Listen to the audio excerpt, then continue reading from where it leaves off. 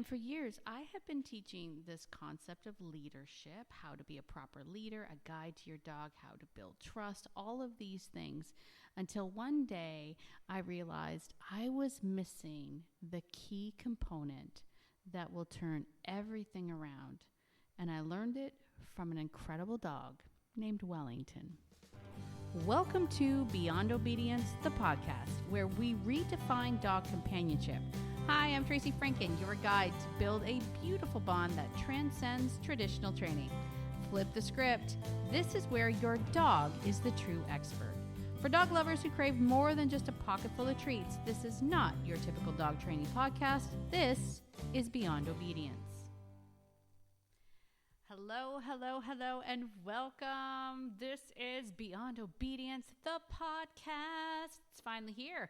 I have to thank the follower, the fan, the wonderful woman who, after much criticism by some people on social media saying that my videos were too long and I talked too much, someone suggested, have you ever thought about doing a podcast? And now I have. So here we are. All right. So this is it. This is episode number 1. Oh my gosh, what pressure I have been under to do this particular episode because it's the first episode. What are you going to talk about? So I've thought a lot about it. And on this particular episode, I want to share with you, my fellow dog lovers, I want to share with you probably the best lesson that I have ever learned. And it came from an incredible dog named Wellington. And if there is one, I'll be honest with you guys, your best teacher in life is going to, when it comes to dog behavior, all things dog is going to be your dog. That's why we say that. Flip the script. This is where your dog is the true expert. I don't believe there's any real experts in dog training.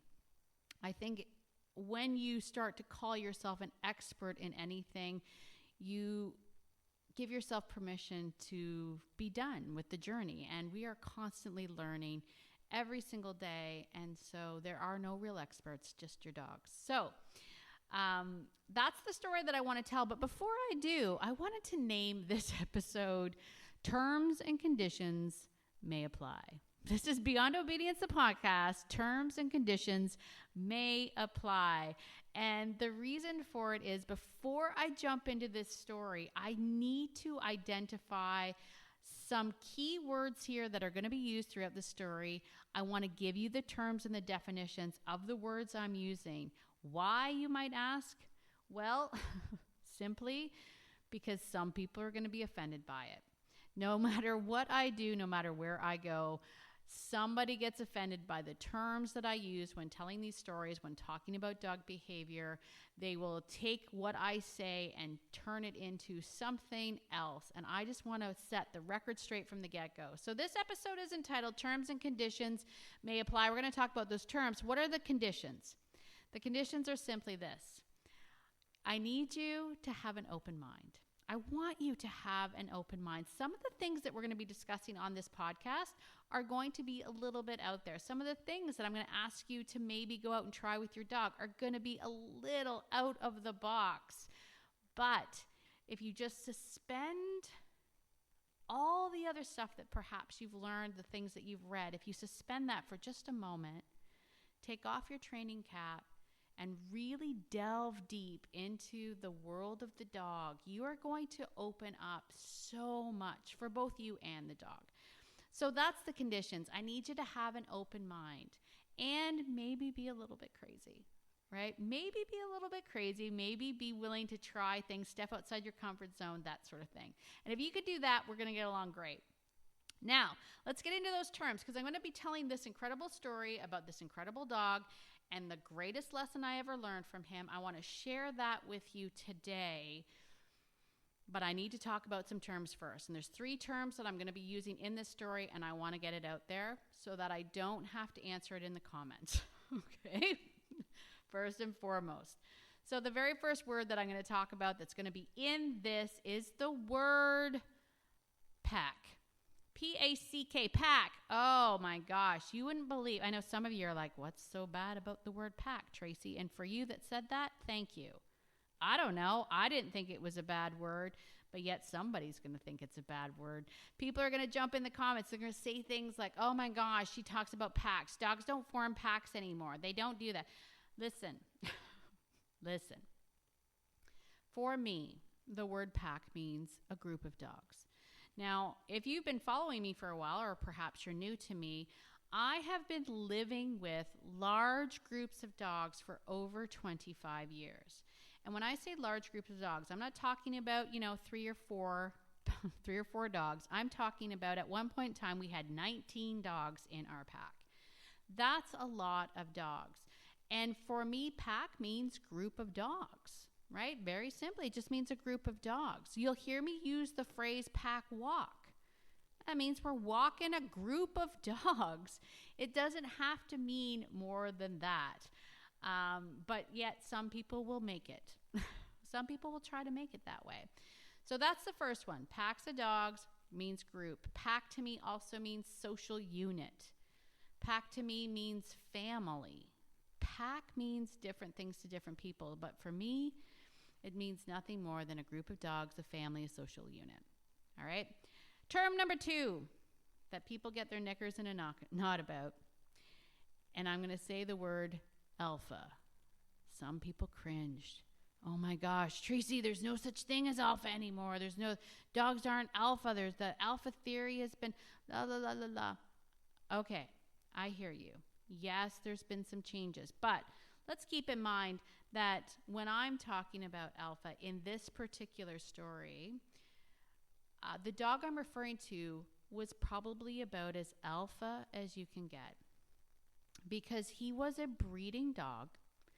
He had a breeding bitch, and he also lived with his offspring.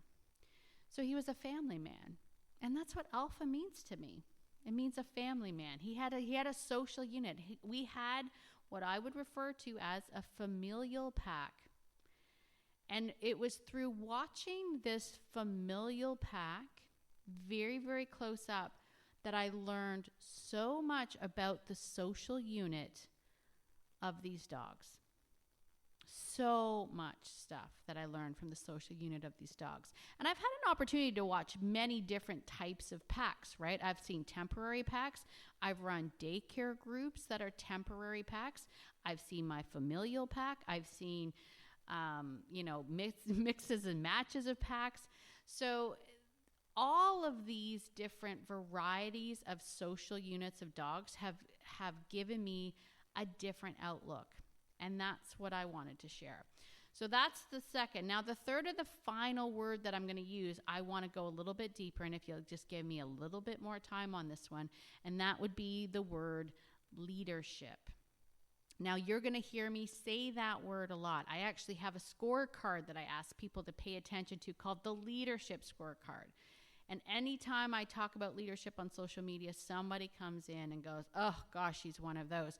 I'm actually reading a book right now about separation anxiety. The author is brilliant. My only criticism of the book, one of the paragraphs basically said, if you hear anybody talking about words like pack and alpha and leadership, that these are red flags, that this trainer uses punishment-based training. Not necessarily. Not necessarily. So I want to just jump on this leadership talk, because for me, leadership means guidance. Okay? I truly believe that you need to be a guide to your dog. You need to help and guide your dog through the human experience. You were the one that invited this dog to share a life with you in Humansville. It is your responsibility to guide this dog through that experience. We have rules that dogs don't understand. If you are not there to guide them through it, they are going to struggle. So for me, leadership means guidance. So when we're talking about this idea of leadership, that's what I want it to be. Now, interestingly, I've been thinking a lot about it, and I was always concerned, or not concerned, I was always wondering why it is that people get so upset by this term. And I started to think that it probably stems down to what our experiences have been with quote unquote leaders in our lives. Perhaps you were somebody that had a terrible boss, one that was constantly yelling and never listened to the things that you said, never gave you a chance, never sort of just completely dismissed everything that you said or did, right? Or maybe if you're like me, a Gen Xer, maybe you grew up in the household of because I said so. Does anyone else grow up that way? I'm smiling because it's not like I felt like it was a bad thing at the time, but I remember, when my parents would tell me to do something and I would be like, why? And it would just be because I said so. And that was it. That meant that was it. There was no more discussion about it. Is because I said so. And so if you grew up in a strict home, perhaps your idea of leadership is, it's my way or the highway. I don't know. Whatever that is for you, though, understand that leadership, if that is a word that triggers for you, is probably due to your impression of what a leader is. And so you can switch that. When I say leadership, you can change it to guide. That's fine. Use a word that makes sense to you, but understand that that's what I mean by it when I say the word leadership. So now that we got that out of the way, I want to share this incredible story. And the reason why I wanted to use those three words and sort of give you my terms and terminology about it is because this story involves one of the most incredible dogs I've ever owned, Wellington Gray Bear. And when I think about Beyond Obedience, when I think about how Beyond Obedience, my company, started, it literally did start with the purchase of 2 Newfoundland dogs. Mariah, her registered name was Bronze Beauty, and Wellington Gray Bear. And I brought these 2 dogs home, and my life was forever changed. Mostly because I had never had breeding dogs before, so that part was different, having an intact male. I had always been the one who got my dogs neutered at 6 months, and I'm sure we'll talk about neutering and spaying and neutering. That should be a podcast topic for sure, Z's. But so this was new for me to have that kind of energy, that kind of dog that was a mature male that was intact, along with a mature female that was intact. And I noticed right away that there was just something about Wellington. Wellington was a very calm, stoic, regal dog, just absolutely stunning. And the first thing that I noticed was that dogs noticed Wellington. They immediately would change their demeanor around Wellington. When dogs were playing in our playgroups, when we had daycare running and dogs were playing and there was a bunch of dogs and Wellington would enter in to the playgroup, dogs would stop. They would take notice. They would come over and sniff it. Younger dogs that were fearful and confident were drawn to this dog. They wanted to be with this dog. There was something about Wellington, and I was always in awe of it. I was in awe of his ability to just change the vibe of a space just by his mere presence. And it's one of the reasons why when I say leadership or alpha in this stance, I'm not offended by the word, because Wellington never once asserted any sort of quote unquote dominance. He didn't have to pin any dog. He wasn't mean to any dog. He just was. He just existed. Everything about this dog just exuded leadership, and dogs knew it. And it was incredible to watch. And so I had the unique opportunity to be able to watch Wellington with his family, because we had this huge pen out in the front of our facility. It used to be a stallion pen, because if for those of you that know my Beyond Obedience beginnings, we actually started in a refurbished horse farm. So the Newfs had this incredibly huge, large outdoor run. And in that run, there was Wellington, there was his 3 girls, so Echo, Dakota, and Eclipse, and a basset hound named Chuckles. We'll also have many stories over the podcast episodes of Chuckles. But So Wellington would be outside with these other four dogs, and he always liked to lay on top of his doghouse. We had this really big doghouse out in the yard, and he would jump up on there and he would lay, and he always crossed his front feet, like he'd put one paw over the other, and he would just sit and regally watch as the other dogs would play. And I had the opportunity to observe this from my bedroom window. Luckily for me, my bedroom looked down onto the dog yard. And so when the dogs were just sort of on their own, doing their own thing, I would sit in the window and I'd watch them, sometimes for hours. It was nothing better for me than to sit in my window ledge and take notes or whatnot and watch these dogs. And this one particular day, I was watching the dogs, and the three girls are playing with Chuckles. And Chuckles used to have this habit of every time he ran and his front feet would hit the ground, he would bark in his Basset Hound bark. And so they're running around and they're playing, and Chuckles is barking, and Wellington's lying on his doghouse. And all of a sudden, Wellington gets up. He kind of shakes, jumps down off the doghouse. So it immediately stops the play, right? The dogs stop playing, and they're just staring at him. And there's this moment, like even I held my breath because I was like, "Oh, what is he doing? Like, what's happening?" And he jumped down, he gets down, he starts walking towards one of the bronze newfs. It was either Dakota or Echo, I'm not sure which one, couldn't tell from my vantage point. And they're all just standing there staring at him. Chuckles was quiet, everyone's just staring at him. And just like that, he walks up to one of the girls, suddenly play bows, stands up, takes his big gray paw, smacks her on the side of the face, and then takes off. And I mean, joyfully takes off. He starts running around the yard. So the three girls and Chuckles, they all take off after him. They're running after him. Chuckles is now barking again.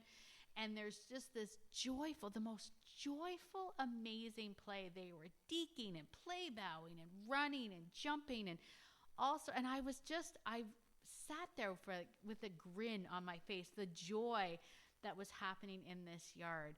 And it maybe lasted like 45 seconds, right? Like not very long. And all of a sudden, just like that, as quickly as he started it, he stopped. They all stopped, like, what's he doing now? And he walked back over to his doghouse. He jumped up, he laid down, he crossed his paws, and he put his head down on his paws. And that was it. And the three girls and Chuckles, they kind of, oh, okay, and they kind of milled around a little bit. So they played a little bit more, and then they all kind of settled. And that was it. And I sat there in that moment just thinking to myself, I think that's the key. I think that's the key. See, I have been teaching this idea of leadership and guidance and all of this stuff and being a proper leader to your dog. And what does it mean to be a leader? It's somebody worth following, and being a leader means that you're trustworthy. Being a leader means that you stay calm no matter what happens. Like, that's a good leadership. Like, I had all of these ideas in my head, what it meant to be a leader, everything that Wellington exuded. But on that particular day, I realized the key component missing in my leadership was fun. That day, Wellington was fun. Oh my gosh, he was so much fun. And they loved every moment of it. And I thought, there it is. Right? And sometimes we can get caught up in the terminologies, and we can get caught up in the ideas, especially if you're a dog lover that's working on something. You have a reactive dog. You have a fearful dog. You have maybe even a dog that is acting aggressively, and you're working so hard to help this dog and figure stuff out that you can probably forget to have fun.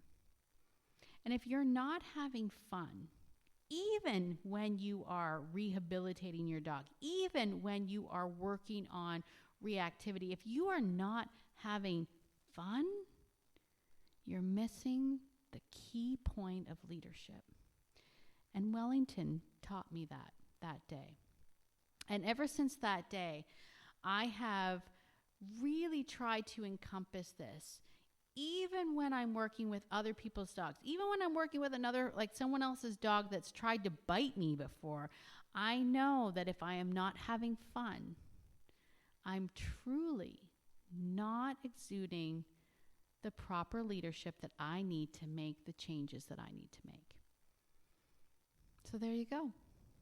That's the best thing that Wellington ever taught me. The Wellington taught me so many things, but that right there, that was probably the best lesson I could have ever learned. And I wanted to share it with you here on this very first episode. Well, that's it. So if you enjoyed this episode, be sure to head on over to wherever you are subscribing to your podcast and give us a good rating. 5-star rating, please. Don't do like a 2 or 3-star rating. That's not fun. This is our first episode. If you're like, it could be better, it will be. It will be. All right. Thank you very much, everybody. And as always, get out there today and be the person that your dog thinks you are, because your dog thinks you are amazing, and so do I. Take care, everybody, and we will talk soon. Cheers.